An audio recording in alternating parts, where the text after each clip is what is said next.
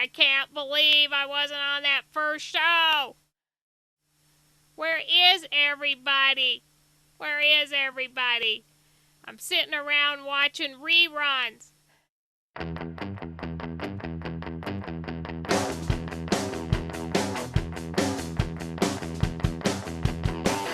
Lots of people making big bucks. You and me, babe, I see we're out of love. Well, I heard a voice from a high above. It don't cost a thing just to be in love. We don't have anything but love. Hi, I'm Nancy and Gordene. I'm Gordene McKenzie. And this is GenderVision. Thank you for joining us. We've got a great program for you. Our topic in this show is going to be what it means to be transgender. Now, before we get to that, and we have a great guest, by the way. We have one of Boston's leading transgender advocates for young people with us. But before we get to that, we've got some little bit of business to take care of. First, we want to thank everyone who gave us feedback about our first program. We got lots of great feedback. We got some good critique as well as wonderful supportive commentary. So thank you so much. And we want to remind you all that you can both watch the program and you can read comments from other people, and you can leave your own comments there as well at gendervision.org. And not only that, but those of you who are interested in learning more about these subjects can find much more in our radio program website, gendertalk.com. And there's over 400 radio programs covering every aspect of gender and transgenderism and all kinds of good stuff like that. So gendertalk.com. And you can listen free anytime. All of the programs are free. That's right. Although you can acquire DVDs at gendervision.org, and they'll become available over time. We want to welcome our viewers in New Hampshire, in Plymouth, in Windham, and Littleton. And we also want to welcome our viewers in Berkeley, California, as well as, of course, our hometown crowd here in Beverly, Massachusetts, the good folks at Beverly. So first, we're going to start out talking a little bit about gender. We briefly described gender and what gender means last week, but Gordene, you've got some more to say about that, right? I want to kind of recap what we already did. We talked about gender a little bit, but usually the way that we talk about gender or talk about sexuality is in a binary form. And that's usually the idea that everything is black and white, that you're either male, female, woman, man, masculine, feminine. But as we'll see, it's a lot more complex than that. In fact, it's much more of a rainbow than just either or. When we talk about gender, we're basically talking about roles and responsibilities and expectations based on whether you're male or female, whether you're thought to be masculine or feminine. And it's how you perceive yourself, but also how others perceive you. And if we think about gender, there are really a lot more combinations than just being a woman or a man. In fact, many people say the possibilities are infinite, and I always like to say there's at least 50 billion galaxies of gender that you can think about. For almost every dimension of being, there's a gendering of that. That's right. And so just every characteristic has its gendering and has its way of varying in gender. That's right, and for as many people as there are different gender expressions. But to kind of tie into last week's show, we were really talking about biological sex for the most part. When we talk about biological sex, we're talking about the external genitals, we're talking about the reproductive structures, hormone levels, secondary sex characteristics like how voices deepen, or whether or not you develop more facial hair, or whether you develop breasts. And if you're thinking about that in the old way of thinking, you think of a scale of male to female. But last week we talked about intersex, where we talked about 1 in 2,000 people are born intersex, and they don't fit into that neat category of male or female, and that there are numerous combinations of people all along the continuum. Now, when we talk about gender identity, we talk about how people are personally identifying. You know, like what would your gender identity be? How would you define? Well, I guess I'd say I identify as a feminine person. Yeah. I live as a woman. I certainly don't claim to be female. I was born male. And I don't necessarily claim to be a woman. There are some people who would say, Nancy, of course you're a woman because you live as a woman. But I live as a woman, and would you identify as transgender? Oh, absolutely. Right. I identify as transgender, and I identify as transsexual. Yes, and see, both. if we were on the old scale, it would only be man and woman. But if we look then to the real rainbow variety, we can see there are people that are androgynous, there are people that are transgender, people that identify as transsexual, and all across That's the right. map. And in other cultures, I mean, we tend to be a little bit myopic in the United States in particular. We sort of think, oh, our culture is the culture, and because we have this, you know, rightly celebrated democracy, because of that we tend to think that our culture is superior, but it's not superior in every way. And there were cultures before ours, including the one that we eradicated mostly from this land. Native Americans and indigenous cultures you're who talking recognize the existence of more than two genders. That's right. And the legitimacy of people who are transgender, people who crossed over in gender. And that was actually a very venerated role in some societies, and that's you know, from Native American indigenous culture all the way to Siberian shamans and other cultures. They inhabited a very special role, and they weren't forced to stay in the closet or gender police. That's like right. in our culture. Another term that we're going to run into a lot is gender expression. And when we talk about gender expression, we're talking about the way that we communicate our gender. That's our clothing, our hair, the way that we talk, what our social interactions are like. And this is what I was referring to when I was saying there are a lot of different characteristics and ways. Yep. Yeah, and that's a... And so gender expression is to some degree voluntary, right? Because gender expression, it's about how you style your hair. How you gender yourself. That's right. Yeah. It's about how you choose to use your voice. Your voice is an instrument, and you can play it a lot of different ways. You can speak down low, you can speak up high and soft. And people can learn to change their voice, and they can learn to express a different gender with their voice. You know, this is an area, though, that causes an extreme amount of anxiety. It's an area that people can get very dangerously crazy. And we recently heard in national news about a little boy who was wearing nail polish, and his stepfather beat him to death because he didn't think that he was being masculine enough. And there are all kinds of horror stories that can happen from bullying in schools, which we'll talk about with our guest, and other areas. Then there's another dimension when we're talking about gender. There's a whole area of sexual orientation. And sexual orientation is basically who we're attracted to. And there's a wide scale there as well. Right. And when we talk about transgender persons, their sexual orientation is the same as everyone else. You can be, you know, attracted to women, to men, to either, to neither, or, so in other words, you can be celibate even, you know. Yeah, in other words, because someone is transgender doesn't mean you know what their sexual orientation is. That's right. That's what that means. A transgender person can have any sexual orientation, just as a person who is gay or lesbian can have any gender. That's right.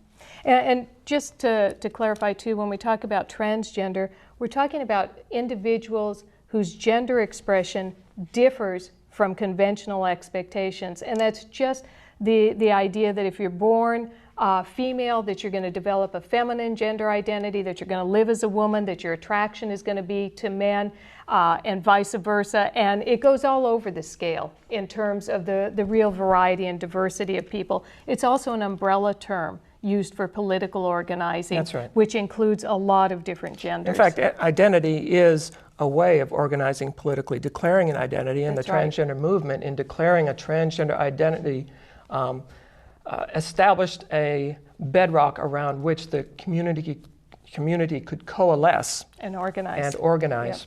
and develop some political recognition, which is what's happened. Now we're going to be right back with our guest. It's time to go to our guest, so don't go away. We'll be right back.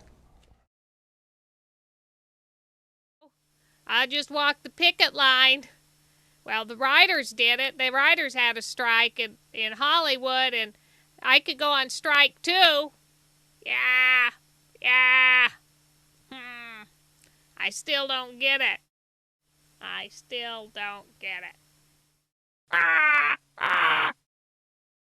Maybe they don't want us to know how much or anyone else to know how much they're trashing our world, our whole environment. Yeah, that's what I used to talk about.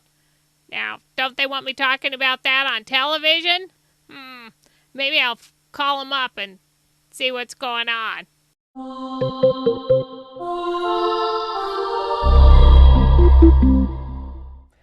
Hi, welcome back.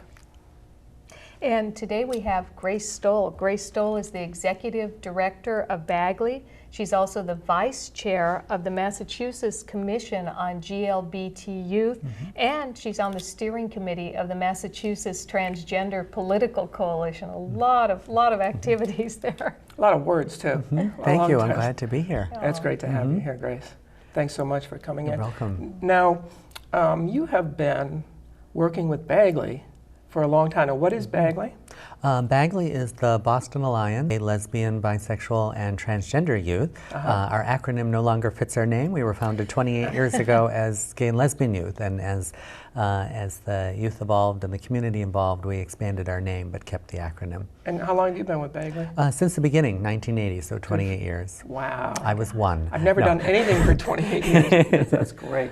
So it's an alliance for gay and lesbian, bi and trans youth. Yes. And can you tell us a little bit about what Bagley does? Sure. We work with youth ages 22 and under, but primarily teenagers, and we provide social support programming, youth leadership development programming, and health promotion programming. And it's all within a model of youth leadership, so the youth are actually leading the programs, planning the programs, whenever possible, doing all of our activities, from the social activities, the discussion meetings, and so forth.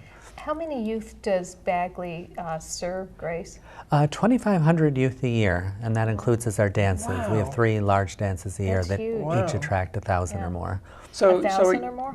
So you guys are out there recruiting youth to the queer lifestyle. That's what people say, but actually, it's interestingly, we do very little advertising. Really, it's been word of mouth over the years. Young people find us, and it works for them, and they tell their friends, and it goes from there. What brings youth to Bagley? What do you typically get, although I'm sure it's different every time? Well, it really varies. There are some young people who have had little or no connection with other GLBT people and are looking for some kind of support or resources or information. There are others who have connections, especially now, where there are other resources such as GSAs in schools or access to information on the internet. But even so, they may still be looking for a group where they can just be themselves, make friends, and have an opportunity to socialize in the community. And what kinds of gender or what kinds of transgenderism or how are the kids expressing their relationship with their own gender? It's the whole spectrum, and I think that one of the maybe classic pieces of misinformation is that teenagers are too young to know or too young to identify, and truthfully, young people are no different than older people in the sense that some are very clear how they identify their gender and or their sexual orientation. Others, they're more kind of exploring that or questioning it, and what we provide is a safe space for them to do that exploration. We don't tell them who they are, we let them figure it out for themselves. Let's talk about that safety for a minute. What does it mean to provide a safe space for somebody who's transgender? Sure. Well, I think all of our meetings and or activities... somebody who may not have identified yet as absolutely. transgender. They're all of our meetings are youth-led, and we have trained volunteer adult advisors and paid staff present as well, adult staff. But the environment is in the format of discussion meetings, activities, social activities. We provide information and resources and referrals, but I think there's often a misunderstanding that somehow there's somebody, usually adults, telling young people what to think and feel and how to identify, and it's quite the opposite. They tell us, and so it's the full range of young people whom, at least around when we're talking transgender issues, who identify as transgender or transsexual in the classic way of male to female or female to male, and then others who identify in very different ways, maybe genderqueer, or maybe they don't like labels, or maybe they're clear that their gender identity matches their biological sex, but how they want to express their gender is different. And so we just provide a safe space to let that happen. Great. In a culture that's transphobic and certainly homophobic, what kind of issues do the kids come in with? Do you see bullying in schools, or parents who don't accept, or any issues like that? Absolutely. Unfortunately, we do live in a climate that is very transphobic, and in fact doesn't value differences in many different kinds of ways. And so we've heard the stories, and that's been true of the whole 28 years of young people who've experienced bullying in schools or their communities, or have had not accepting parents or siblings or other family members. Some it's been pretty hard to hear, some really tragic stories. Can you give us a for instance? Well, young people who have been beaten up in schools and had to drop out, young people who've experienced abuse in the home and have had to run away or kicked out of homes.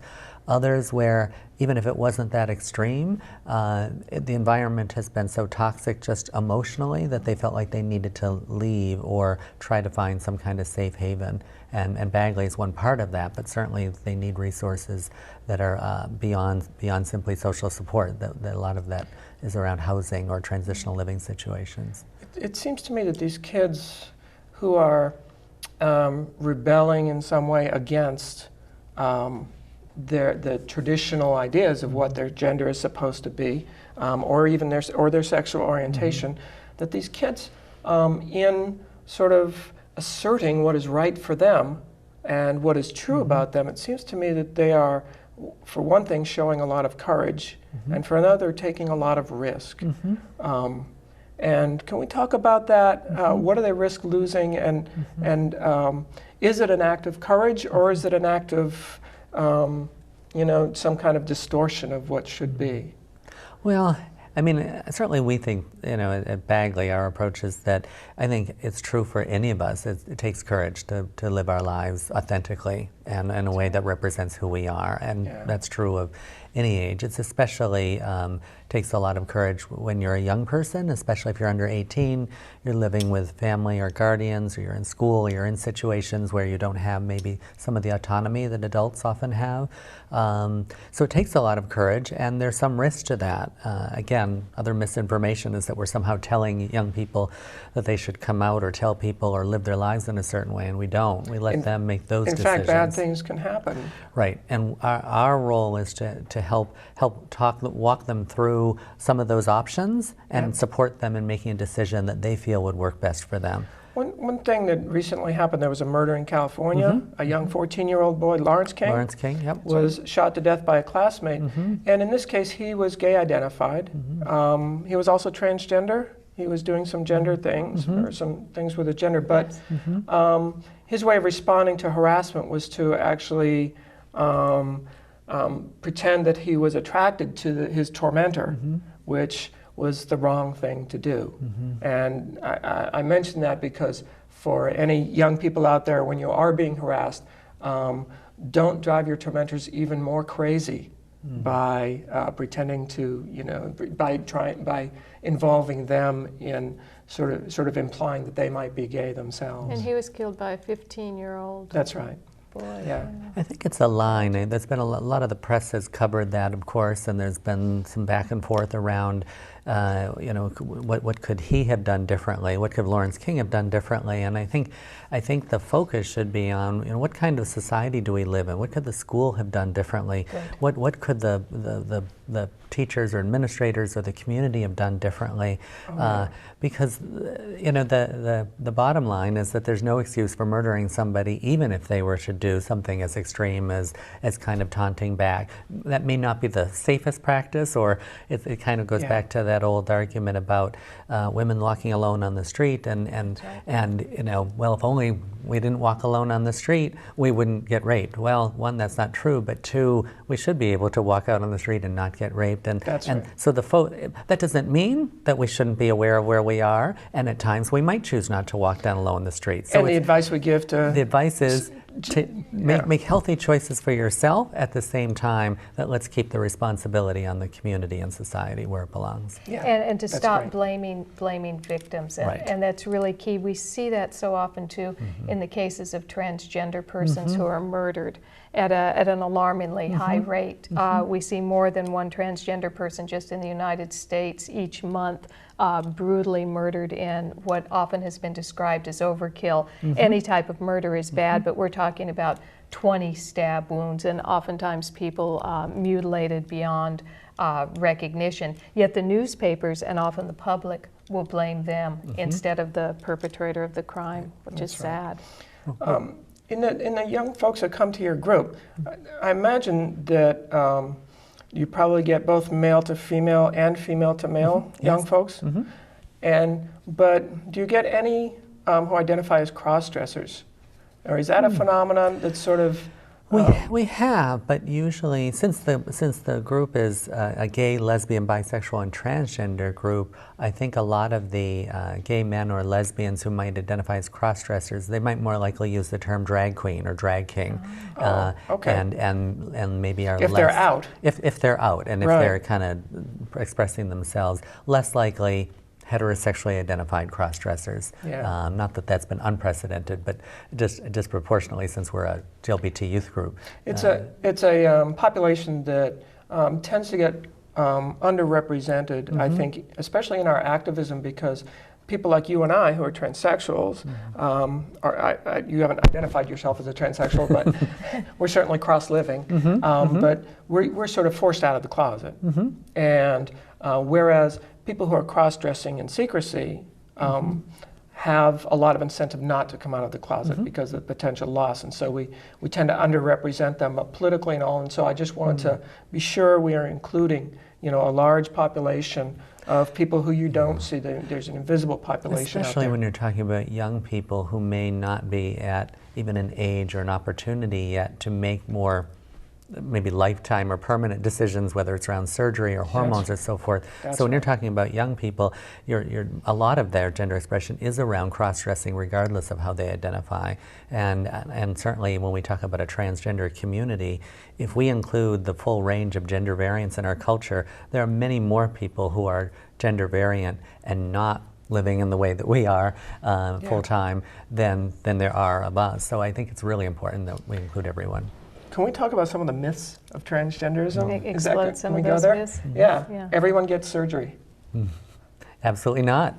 Just as I was saying, it's expensive. There are health reasons why some people can't do it, and others want to do it but can't afford it, and certainly many others are not choosing to. So surgery is one aspect of transition, but it's not by any means the primary one for most people. It's imperfect and risky. And we have expensive. another myth too, that most transsexuals are male to female transsexuals, and that there's a relative invisibility of female to male trans persons. I think it's good to see that that's changing, but I think a lot of that has been that our culture supports a wider range of gender variance generally for women than for men, and so for many female to male trans people, they're able to live more as how they identify, up to a point of course, within the range relatively of what the culture, at least now, whereas for men the lines are narrower, and once we step outside of that, then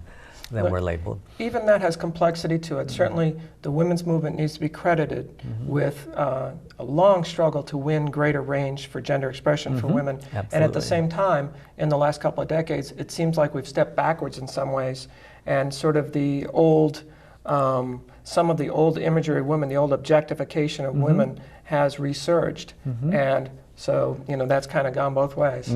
You know, that always happens during war. We tend to get back into very intense gender roles. Yeah. But at the same time, there's been a lot of progression in terms of looking at masculinity and the ways that little boys become masculinized and how they're taught to shut their emotions down at a really early age. Now, there are a lot of people that aren't doing that, you know, that are seeing beyond that and seeing the harm that is done. But I think we've seen a lot. In your 28 years, Grace, what differences have you noticed among the youth? Well, you know, I think the common question is it easier now? Yeah, that somehow there's greater awareness, there's more resources, more access to information, more public discussion of these issues, and that's all true. And so I usually say that for some youth in some situations, it's relatively easier, but for many other youth, it's no easier depending on their situations. And and easier does not mean easy. It's still a challenge to live your life and identify in a way that's authentic to who you are in a culture that doesn't support that. That's right. My quick note that I was interested when you said that about the culture, and I was thinking even in the presidential candidate situation now, where you have a woman running who's seen as the harsh, strong, less likable person. You have a man running, Barack Obama, you know, at least among the Democrats, who's seen as the compassionate, more caring, more likable person. And interesting how roles have shifted. Where that we're going to be talking about that more in future shows. We're going to have Jane Caputi on the show, and we just viewed a slideshow that she did, and it actually showed a lot of slides of Hillary where they're questioning her sexual identity, and they're kind of indicating that she's transsexual. Yeah. Well, how about another myth? Here's my favorite myth of transgenderism is that everyone transitions.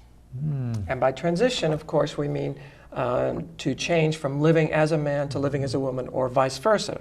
And that's one of the great myths of transgenderism. Transgender means you're going to start living as the other. And it doesn't, right? Not necessarily. That, again, especially for people who are gender queer, gender blending, androgynous, intersex, there's lots of people who may not choose living as either or neither, you know. Cross-dressers, drag kings, and drag queens. Part-time, full-time. And so for a lot of them, their gender expression isn't about a clear transition from point A to point B. Yeah. Cool. Let's see.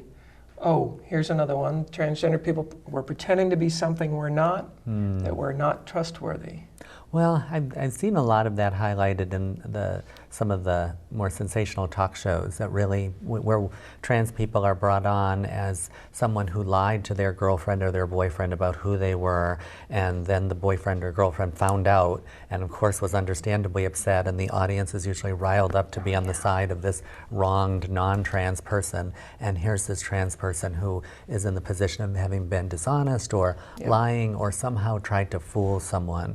And I think that stereotype has been out there in the sense that it obscures the fact that trans people are the ones who are most at risk in their culture, and we're not the ones who, as a community in large numbers, are the ones who are endangered to anyone else. Yeah, okay.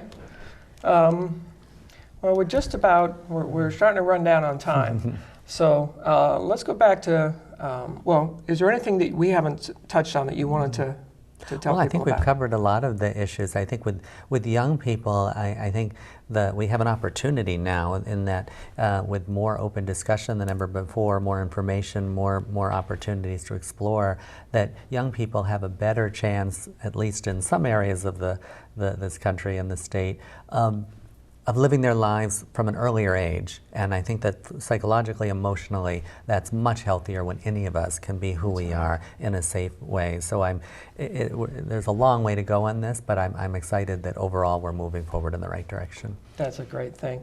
Now, Bagley has a website? www.bagley.org.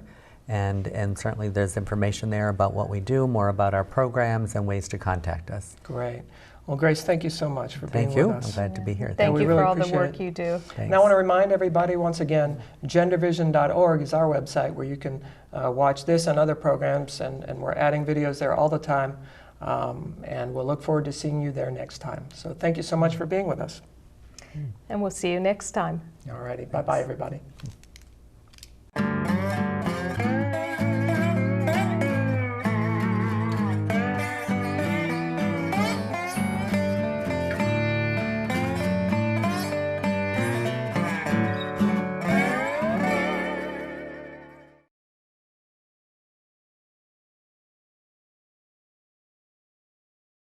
Am I not good enough for TV? Ah!